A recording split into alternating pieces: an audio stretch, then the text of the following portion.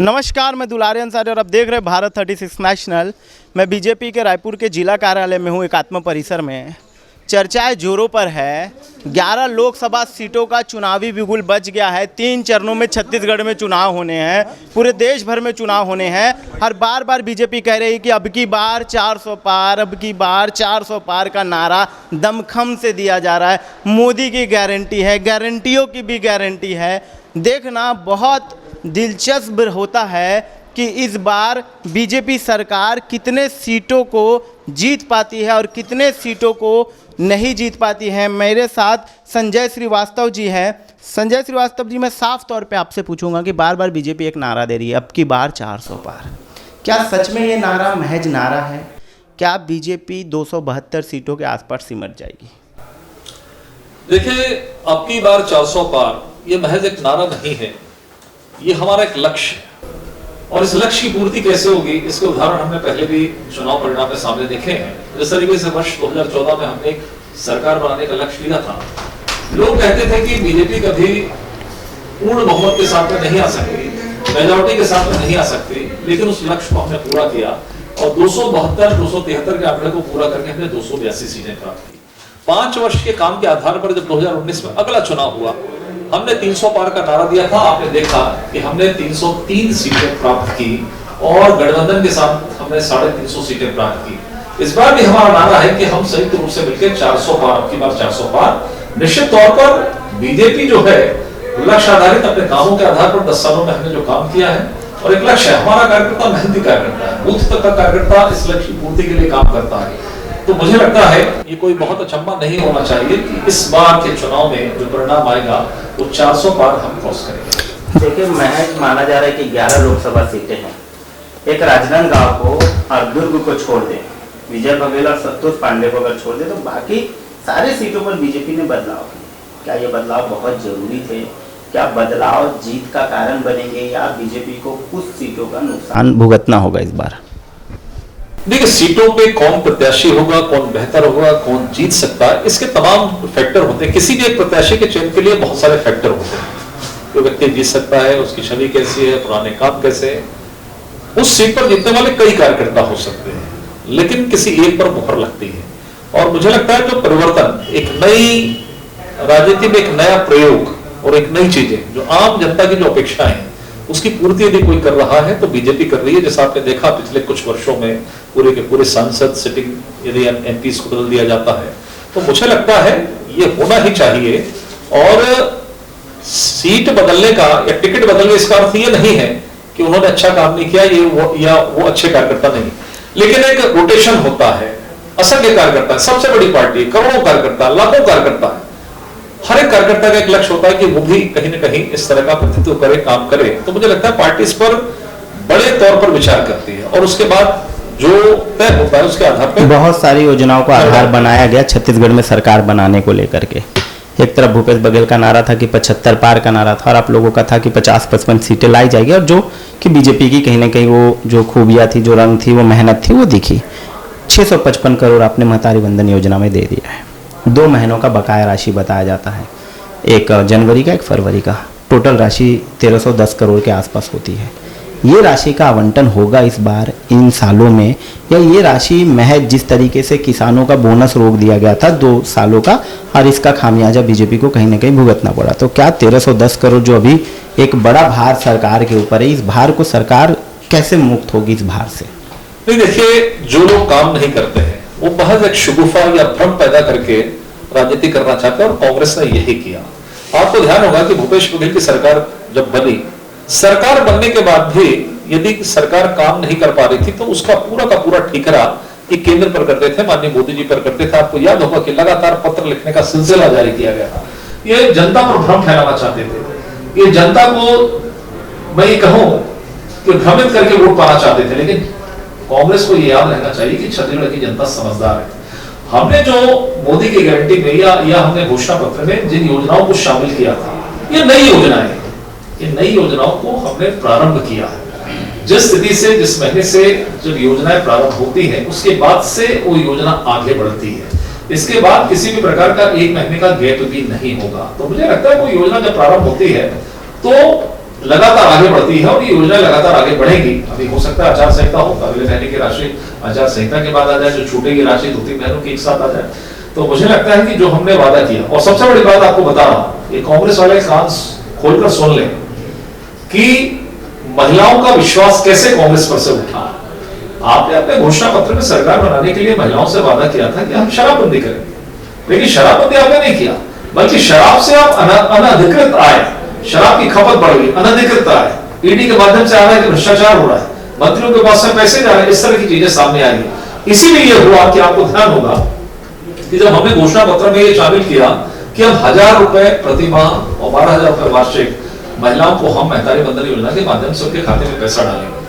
हमारे घोषणा पत्र के बाद महिलाओं को आकर्षित करने के लिए भूपेश बघेल जी ने और कांग्रेस ने 1200 रुपए हम महीना देंगे, उन्होंने घोषणा करी कि हम 1200 रुपए देंगे प्रति माह। लेकिन छत्तीसगढ़ की महिलाओं ने उन पर विश्वास नहीं किया 1200 रुपए, उन्होंने 1000 पर विश्वास किया, क्योंकि उन्हें मालूम है कि बीजेपी जो कहती है वो करती है। 5 साल आपने उन्हें छला, इसलिए उनको ये मालूम था कि वादा पूरा नहीं करेंगे। ये महिलाओं का कांग्रेस के प्रति अविश्वास है। अलग अलग नेता और अलग अलग बातों के मायने निकाले जाते हैं। जिस तरीके से छत्तीसगढ़ में बीजेपी ने घोषणा कर दी कि हम महिलाओं को 1000 रुपये देंगे, अब केंद्र में राहुल गांधी और कांग्रेस पूरी पार्टी दमखम से बोल रही है कि जितने महिला योग्य होंगे, जितने महिलाओं को योग्य माना जाएगा, उसको सालाना 1 लाख रुपए दिया जाएगा।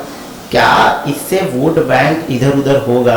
क्या वोट में बदलाव होंगे? परसेंटेज में बीजेपी के गिरावट हो सकती है इन सब घोषणाओं से, जिस प्रकार से कांग्रेस घोषणाएं कर रहे हैं? क्योंकि कांग्रेस का कहना है कि उनके पास अब खोने के लिए बहुत कुछ बचा नहीं है, अब पूरा जल सिर्फ और सिर्फ पाने के लिए बचा गया है। देखिए, निश्चित तौर पर उन्होंने स्वीकार कर लिया कि उनके पास खोने का कुछ नहीं है, क्योंकि अब वो लगभग समाप्ति की ओर है। और आज की स्थिति पर यदि कहें कि देश में कांग्रेस प्रासंगिक नहीं रह गई है।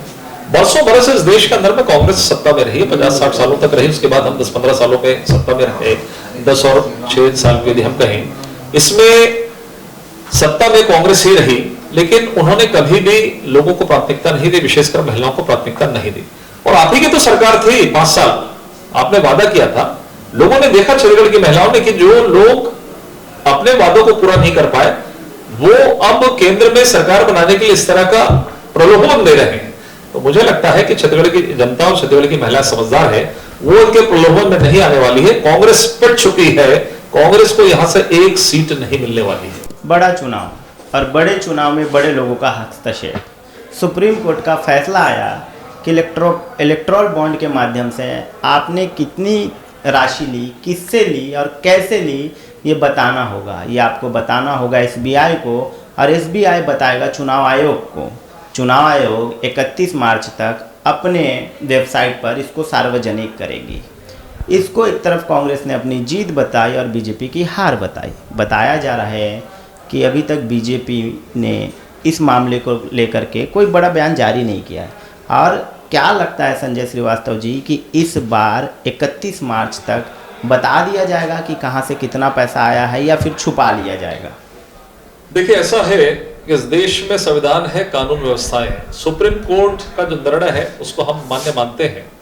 लेकिन मैं स्पष्ट करना चाहूंगा कि सरकार ने इलेक्ट्रॉल बॉन्ड की व्यवस्था इसलिए की थी कि पिछले कई वर्षों से, 50 साल से जब कांग्रेस सरकार थी, कि राजनीति में जिस तरीके से काले धन का उपयोग था, इस काले धन को समाप्त करने के लिए इलेक्ट्रॉल बॉन्ड की आवश्यकता थी। और जो सामने आया है एसबीआई के माध्यम से कि लगभग 20,000 करोड़ के जो इलेक्ट्रॉल बॉन्ड आए हैं, उसमें से केवल 6,000 करोड़ के जो इलेक्ट्रॉल बॉन्ड है वो बीजेपी से संबंधित है। बाकी 14,000 करोड़ का जो इलेक्ट्रॉल बॉन्ड है वो अन्य दलों के साथ में है।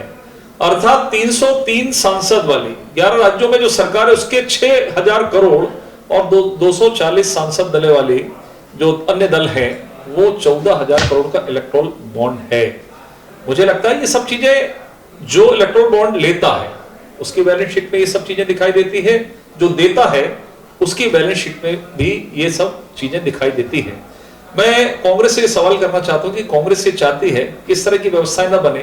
पहले जिस तरीके से कैश का खेल होता था, कांग्रेस ये चाहती है कि कैश जो काले धन का उपयोग होता था, जिसका कोई हिसाब किताब नहीं होता था, कांग्रेस उस पक्ष में थी, उस पक्ष में है, इसलिए इस तरह की बातें कर रहे हैं। लेकिन एक तरफ सबसे बड़ी पार्टी जिसका 6,000 करोड़ का इलेक्ट्रॉल बॉन्ड जो प्रथम दृष्टया सामने है, बाकी अन्य दल जो छोटे छोटे दल हैं, जो बीजेपी से कम है, 240 सांसद यदि हम मान भी लें, अन्य दलों को मिलाकर 14,000 करोड़ का इलेक्टोरल बॉन्ड, कांग्रेस इस पर जवाब दे। एक आखिरी सवाल और बहुत अहम सवाल, 11 सीटें लोकसभा की छत्तीसगढ़ में 3 चरणों में चुनाव, 9 सीटें बीजेपी के पास, 2 सीटें कांग्रेस के पास। बीजेपी ने भी अच्छे प्रत्याशी उतारे हैं और कांग्रेस भी एक तरफ से प्रत्याशियों को, मतलब जीत के दावेदार जो हैं उनको ही उतार रही है। जैसे रायपुर से विकास उपाध्याय, राजनांदगांव से भूपेश बघेल। तो क्या लगता है कि 9 सीटों से भी कम सीटों पर सिमटेगी इस बार बीजेपी? देखिए, मुझे ऐसा लगता है कि पिछली बार हम 11 में से 9 सीटें हमने प्राप्त की थी। वर्ष 1998 से यदि आप देखेंगे तो 7, 8, 10, 10, 9, लगभग 8, 9, 7, 8, 9, 10 सीटें हमने प्राप्त किया है, जब मध्य प्रदेश में कांग्रेस की सरकारें हुआ करती थी, यहाँ कांग्रेस की सरकार थी। केंद्र में कांग्रेस का लगभग वर्चस्व समाप्त हो गया है। छत्तीसगढ़ की जनता केंद्र में कांग्रेस को बिल्कुल भी पसंद नहीं करती, यहां भी राज्य में पसंद नहीं करती। केवल लुभावना घोषणा पत्र जो 2018 में दिया था कि शराबबंदी कर देंगे, बेरोजगारी भत्ता दे देंगे, सब कुछ कर देंगे, उसके आधार पर ये लोगों को भ्रमित करके सरकार में बनाए थे। हमें पूरा विश्वास है, जिस तरीके का वातावरण है, जनता ने हमें पिछले चुनाव में जो आशीर्वाद दिया है कि हमने 54 सीटों के साथ में हमने सरकार बनाई है, वोट प्रतिशत हमारा 10% इंक्रीज हुआ है, तो हमें पूरा विश्वास है कि 2 सीटें जो मार्जिन से हम पीछे रह गए थे, इस बार 11 की 11 सीटें हम निश्चित तौर पर। बार बार आप अपनी बातों में शराब की बातें कर रहे थे, एक शराबबंदी होगा बीजेपी काल में या नहीं होगा? क्योंकि पिछले बार मेरा सवाल था तो बीजेपी का कहना था कि दुकानें बंद नहीं होगी पर नई दुकानें खुलेगी भी नहीं। निश्चित तौर पर देखिए, ऐसा है कि बरसों बरस से 50, 60, 70, 80 वर्षों से इस देश के अंदर में, सभी राज्यों के अंदर में शराब बिकती है। शराब एक सामाजिक बुराई है, इसको सब मानते हैं। और मुझे लगता है कि धीरे धीरे करके, जिस तरीके से हमने पिछले 15 वर्षों में भी हमारी सरकारें थी, हमने जनसंख्या के आधार पर दुकानों को कम करने का काम किया था। 2500, 1000, 1500, 2000, 2500 की जो जनसंख्या थी, उनका हमने धीरे धीरे करके दुकानों को बंद किया, एक नियत और एक लिमिट में, सीमा के अंदर में शराब की बिक्री हो।